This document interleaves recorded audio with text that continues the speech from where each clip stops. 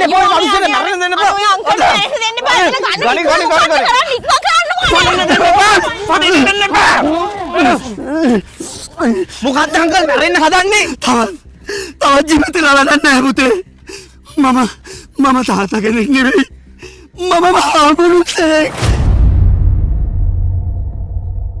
අනේ අංකල් බුලින් වෙලා තියෙන දේ කියන්නකෝ. ඔයාටම බැන ගන්න කලින්. අනේ දුවේ. අනේ පුතේ. මේ ඔයාලා වගේ ලස්සනට හිටපු මගේ පුතාව මරාගත්තා. මරාගත්තා? ඔව් පුතේ. මම මරාගත්තා. නිකුණ මේ මිනිස්සගේ පුතාම මරලාද කොහෙද මේ ඇවිල්ලා තින්නේ? දැන් මේ මිනිහා මෙතන මැරුණොත් අපිට මේ වඩාත් කට උත්තර බඳින්න වෙනවා. නර්තන ආව පොඩක් කටහන් ඉන්නකෝ. මේ මිනිස්සේ වැඩිකාරයෙකුණා නැති වුණා මේ වෙලාවේ මේ මිනිස්සගේ ජීවිතය අපිට වටිනෝනේ. අනේ සර් මේක අහන්නකෝ. මේ මිනිස්සගේ පුතාව මරලා දැන් මෙතෙන්ට ඇවිල්ලා එයාගේ ජීවිතේ නැති කරගන්න හදනවා. අනේ බුදු පොලිසිය මහත්තයෝ. මම මගේ පුතා ගැන පොඩ්ඩක් අසෙවිල්ලෙන් හිටියේ නැහැ. මම මගේ පුතාව මරාගත්තා. අනේ මහත්තයෝ.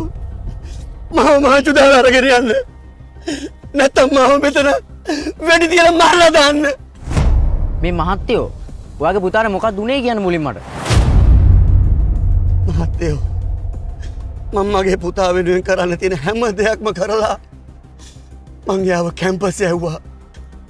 කැම්පස් එකේ බෝඩිමේ ඉන්නකොට පාඩම් වැඩ අතපසු වෙනවයි කියලා මගේ පුතා තනියම වෙන බෝඩිමකට ගිහිල්ලා පාඩම් වැඩ පටන් ගත්තා. පෙරේදරෑ හදිසියෙන් මගේ පුතා මට කෝල් එකක් ගත්තා. මගේ පුතා කතා කරේ හරි අමාරුවෙන් වගේ මහත්තයෝ. එයා මට කිව්වා තාත්තේ මගේ පපුව හොඳටම රිදෙනවා. ඉක්මනට මං ඉන්න කාමරේට එන්න කියලා. මට මගේ පුතාගේ කටහඬින් එදා ඒ වචන ටික විතරයි අහන්න ලැබුණේ මහත්තයෝ. හරි අංකල්. දැන් හඬන එක නවත්තලා ඊට පස්සේ මොකක්ද උනේ කියන්නකෝ. අනේ මහත්තයෝ මගේ පුතා හાર્ට් ඇටැක් එකක් හැදිලා නැති වෙලා. හරි අංකල් අපිටත් දුකයි ඔයාගේ පුතා ගැන. ඒත් අංකල් එයා හાર્ට් ඇටැක් එකක් හැදෙලා නැති වුණා නම් එයා වෙනුවෙන් හැමදේම කරපු අංකල් කොහොමද වැඩිකාරයෙක් වෙන්නේ? දුවේ මගේ පුතා වෙනුවෙන් මං කරන්න තියෙන හැම දෙයක්ම කරාට මට බැරි වුණා. මගේ පුතා නතර වෙලා ඉන්න බෝඩිම කොහෙද කියලා අවුරුදු 2ක් පුරාවට එයාගෙන් අහගන්න. ඉතින් දුවේ මම තාත්තා කෙනෙක්ද? මගේ පුතාට පපුව අමාරුව හැදිච්ච වෙලාවේ මුලින්ම කෝල් කරලා තියෙන්නේ මට. එයාගේ මරණ පරීක්ෂණය කරපු ඩොක්ටර් මට කිව්වා මගේ පුතා පැය 16කට වැඩිය පණ ඇඳ හිටියයි කියලා. ඒ වෙලාව ඇතුළත මගේ පුතා හොස්පිටල් එකට අරගෙන ආවා නම් ජීවිතේ බේර ගන්න තිබුණයි කියලා දොස්තර මහත්තයා මට කිව්වා මහත්තයෝ. බුදු පොලිසිය මහත්තයෝ මාව මහන්චු දාලා ඇදගෙන යන්න. මගේ දරුවගේ අන්තිම හුස්ම යනකම් මට එයා ඉන්න බෝඩිම කොහෙද කියලා හොයාගන්න බැරි වුණා මහත්තයෝ. මං මගේ පුතාගේ ෆොටෝ එක අරගෙන කොළඹේ ඉන්නවයි කිව්ව පැත්තේ හැම අස්සක් මුල්ලක් නැරම හෙව්වා මහත්තයෝ. එයාගේ කැම්පස් එකේ දන්න කියන හැම යාළුවෙක් ගාවටම ගිහිල්ලා එයාව හොයන්න මං උත්සාහ ගත්තා. අන්තිමට මට මගේ පුතාව හොයාගන්න පුළුවන් වුණේ එයාගේ කෝල් එකනුත් පැය 24කට පස්සේ.